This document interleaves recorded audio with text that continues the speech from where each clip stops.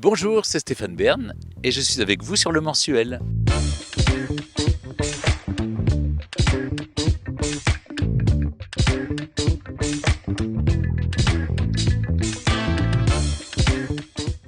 C'est un ancien procureur qui a commis une erreur judiciaire et qui a envie maintenant de réparer les erreurs judiciaires en devenant avocat. Il a passé l'examen et il est également professeur.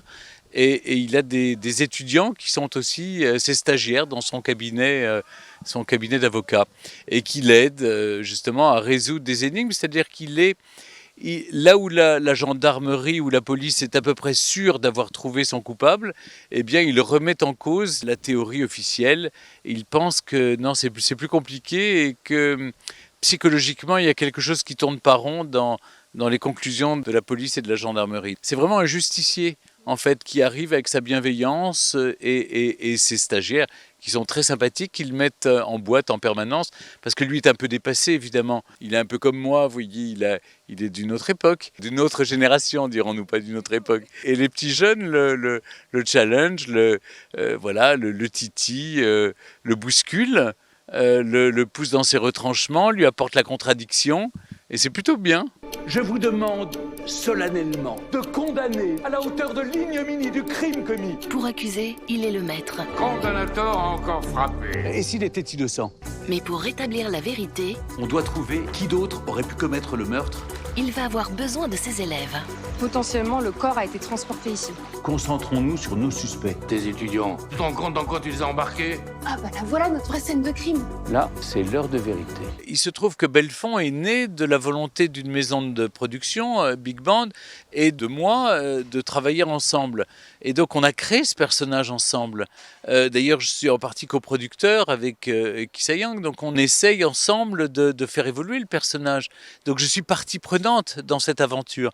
Donc j'y mets toute mon énergie, j'y mets toute ma foi, j'essaye d'être le plus crédible possible. Je travaille ardemment pour gommer ce qui peut être encore des automatismes de la télévision. J'ai jamais prétendu être un acteur né. J'ai toujours eu envie, en revanche. Depuis que je suis gamin, je veux faire ça. Alors je suis passé par la télévision parce qu'il fallait bien passer par un moyen, mais d'autres avant moi, avec énormément de talent, je pense à Virginie Efira, en est sorti beaucoup plus vite de la télévision. Là maintenant, ça y est, je suis dans la dernière phase de ma carrière professionnelle. Je me dis c'est le moment.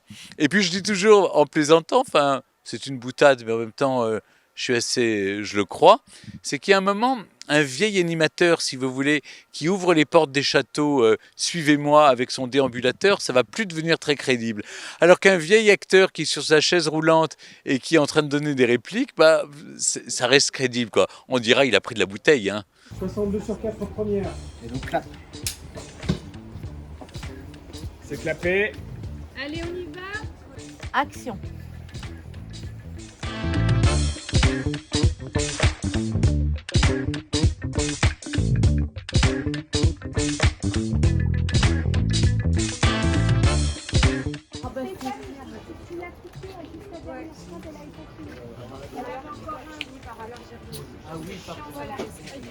La 54, on vient de la faire.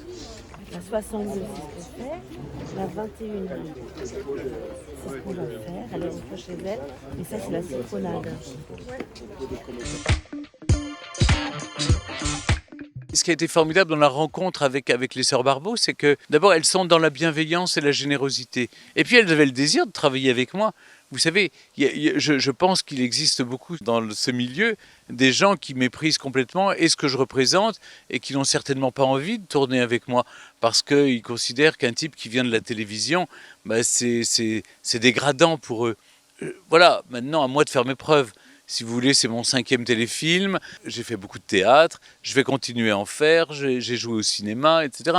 Mais c'est jamais assez pour eux.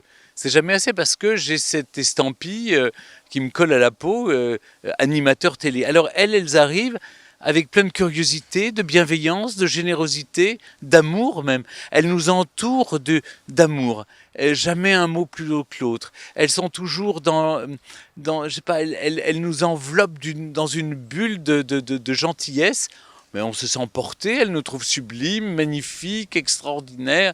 Elles n'ont que des superlatifs. Quand ça va pas, elles vous le disent quand même. Mais elles font en sorte de chercher à ce que vous donniez le meilleur de vous-même. Et c'est très agréable. Nous sommes au matin du 1er septembre 1715. Dans cette cour de marbre, au cœur du château de Versailles, il est 8h15. De nombreux courtisans, des serviteurs, de simples curieux sont rassemblés ici.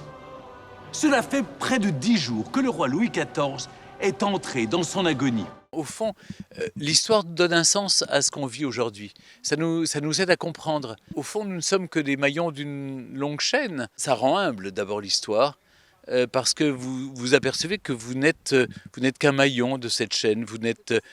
On n'est que de passage. On est issu d'une longue tradition et après nous, eh bien, les siècles passeront et nous oublierons. L'histoire nous oblige à être humbles et nous permet surtout, en regardant dans le rétroviseur, d'essayer de ne pas reproduire les mêmes erreurs pour avancer devant nous. Un peuple qui ne sait pas d'où il vient ne sait pas où il va. Donc pour moi, c'est très important de le comprendre et de le transmettre. Je suis fasciné de voir qu'en ce moment, beaucoup de gens vont directement dans le mur et en klaxonnant en plus pour aller plus vite. Alors que quand vous lisez l'histoire, vous l'apprenez, vous la transmettez. Moi, ce que j'aime, c'est la transmission de l'histoire, à la fois avec mes secrets d'histoire, ou avec Laissez-vous guider, avec Laurent Deutsch, ou avec mes livres.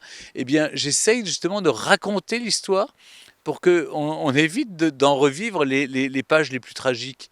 De dire attention, ça on l'a déjà vécu, ça. C'est pas la peine d'aller sur ce chemin-là. C'est un chemin escarpé, dangereux, et on sait où ça mène. Mais évidemment, les hommes sont oublieux. Les hommes sont oublieux du passé. Ils veulent faire du passé table rase parce qu'ils se croient supérieurs. Ils se veulent les Deus ex machina. Nous ne sommes rien. Moi, j'ai conscience de notre propre finitude, du fait que nous ne sommes que mortels et que nous ne sommes que les gens du temps qui passe. Mais l'histoire, moi, m'aide à vivre. Et c'est vrai que l'histoire a été faite pendant 7 siècles en France, en tout cas par les monarques, donc c'est vrai que ça m'a d'abord intéressé, mais l'histoire de la Ve République m'intéresse tout autant, ou de l'Empire, tous les régimes. Vous savez, c'est comme les strates géologiques d'une terre. Vous apprenez à comprendre la géologie grâce à ça. Les strates de l'histoire nous permettent de comprendre cet avancement vers un certain progrès. Je n'ai pas toujours le sentiment qu'on progresse, mais au fond, il y a quoi dans l'histoire ? Il y a toutes les passions humaines. Il y a l'amour, la gloire, la puissance, l'argent, cette recherche de pouvoir aussi qui est parfois insupportable, et puis cette recherche d'amour aussi qui revient sans cesse. Les êtres ont besoin de chair et de sang, ont besoin d'être aimés, de s'aimer et d'aimer.